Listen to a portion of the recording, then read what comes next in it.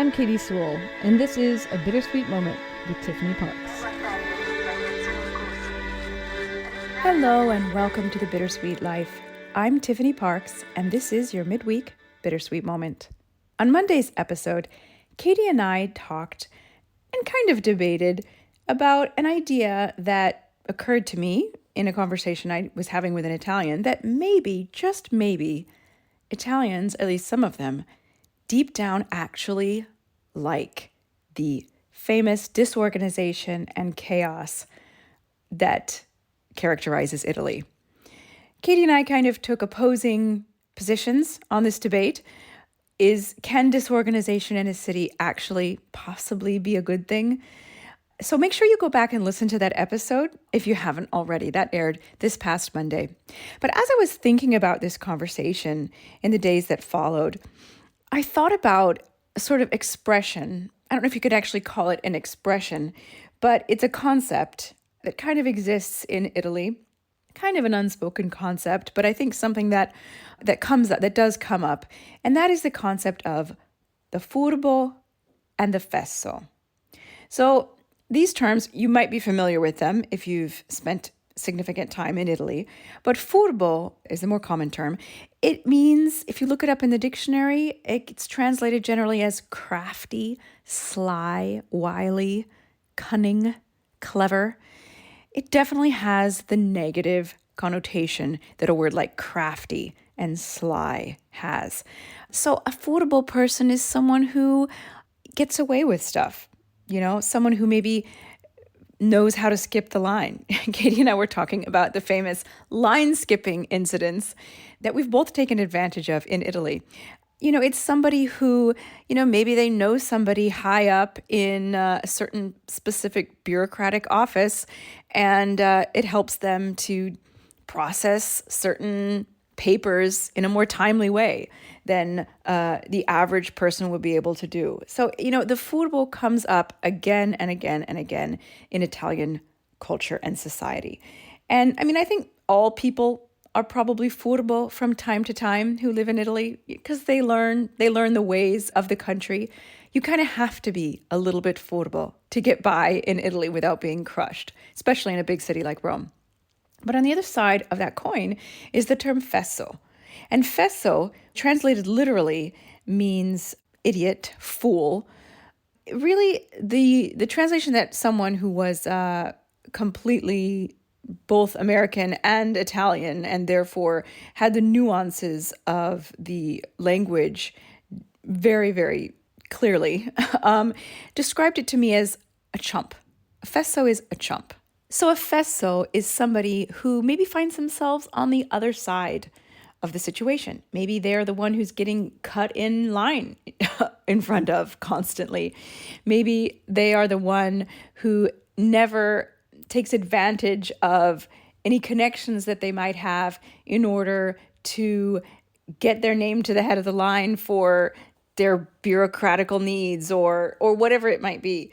It's the person who's a little bit taken advantage of, a little bit kind of a loser type character. But it's actually a really unpleasant comparison, because what you're basically saying is, if you're not wily and crafty and kind of bending the rules to your benefit, you are by default going to be someone who gets completely trampled over, a doormat.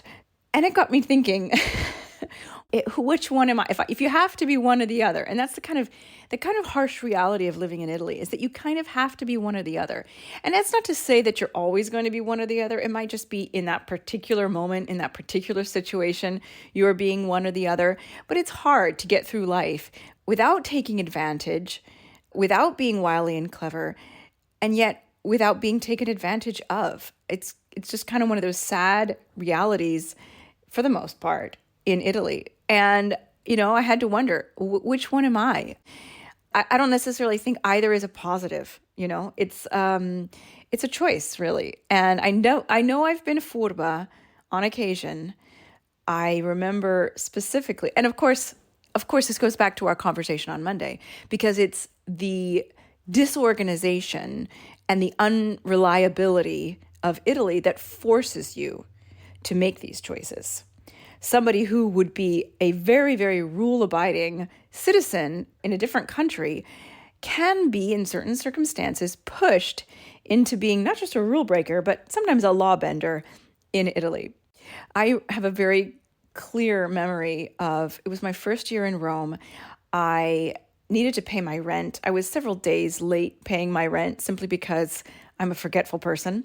And I had to go to the bank to pay my rent at that time because I did not have an Italian bank account yet. And so I would bring in cash and do what is called a bonifico, which is sort of like a wire transfer into the bank account of my landlady. And I remember showing up at the bank, and I was several days late. I felt kind of guilty. I mean, if I knew now that being late on your rent in Italy is really the least of a landlord's worries, I probably wouldn't have been so stressed. But, being the American that I was very stressed about this and didn't want to get kicked out of my apartment. And so I hurried in there at the end of the day, and they didn't want to do this service for me. And I knew that the service was available. The bank hours were open. But if you have any experience with Italian banks, you will know that oftentimes they try to get out of doing certain services based on what time of day it is, especially if it's the afternoon. And banks keep ridiculous hours in Italy, I should just point out. They open around 9 a.m., maybe 8:45. They close for lunch, at 1 o'clock, 1:30. They reopen an hour later to be open for like an hour and 15 minutes, and then they close again. It's a joke. So I go in there, I'm just in time before closing, but they're still technically open, and they don't want to do this for me. And they're like, no, we don't do it at this hour. It was categorical. They were telling me it couldn't be done. They were like, no, the machine that does this is, it's turned off, or I don't know, that's not what they said, but something like that. And I, having been in Italy for less than a year, or maybe it was my second year, now that I think about it, I pulled out the tears. I pulled out the desperate, stressed, disconsolate girl who was going to be kicked out of her apartment if she didn't pay her rent. And I started crying. Deep down, I knew they weren't real tears, but for some reason, I realized that was what the situation warranted. And lo and behold, they did my transfer for me. So it wasn't true. The bank machine was working. So I learned a very important lesson that day. And that is that if you want Italians to do their job, I'm not talking about all Italians here, obviously. So please don't accuse me of gross stereotyping here. But you know what I'm talking about. People who work in banks, people who work in bureaucratic offices, people who work in the post office, this type of thing, even on occasion shop assistants. If you want someone to do their job and they're resisting it, you have to make it harder for them not to do their job than it is for them to do their job. So in that moment, it was going to be harder for the bank clerk to deal with me and my tears than it was to just send my bank transfer. And in that sense, I was being furbo. I was taking advantage of a situation, being a little bit less than truthful in order to get what I needed. But on the other hand, I did have every right to that since the bank was open and I was paying for the service. But I digress. I'm sure there are 100 other situations like this. I mean, obviously, I lived in Rome for 4 years before I had a legal right to. And so, talk about major rule bending. I used to go out of the country, out of the Schengen zone, every 3 months. Now, the technical rule is you're supposed to be out of the Schengen zone for, I think, 6 months, and then you can come back in for another 3 months. I ignored that particular stipulation of the law, and I just would go to Croatia, or I would go to Switzerland, or to the UK, or a country that was outside the Schengen zone, and I would come back to Italy and sort of say that it was okay. And the truth is that the Italian government, at least at that time, which is, more than 10 years ago now, saw that effort. I always compared it to the paper bag, right? That you put your, not you, but the guy sitting on the street corner puts his bottle of whiskey in a paper bag because he knows that drinking in public is illegal. So the paper bag hides it from sight. The police officer knows what's inside the paper bag, but looks the other way and says, okay, well, he's trying to at least make the appearance of not drinking in public. And I felt like the same was true for me. I know I'm not supposed to be living in Italy illegally, and I know I'm supposed to go out for 6 months, but at least I'm trying to keep up the appearance of legality. And that's really what I think the Furbo and the Fesso are all about, and what really, at the end of the day, the disorganized and dysregulated system that is still alive and well in Italy is all about. Thanks so much for listening. Join us again. Bye. You could sponsor this show and reach educated, curious, and compassionate listeners all over the world.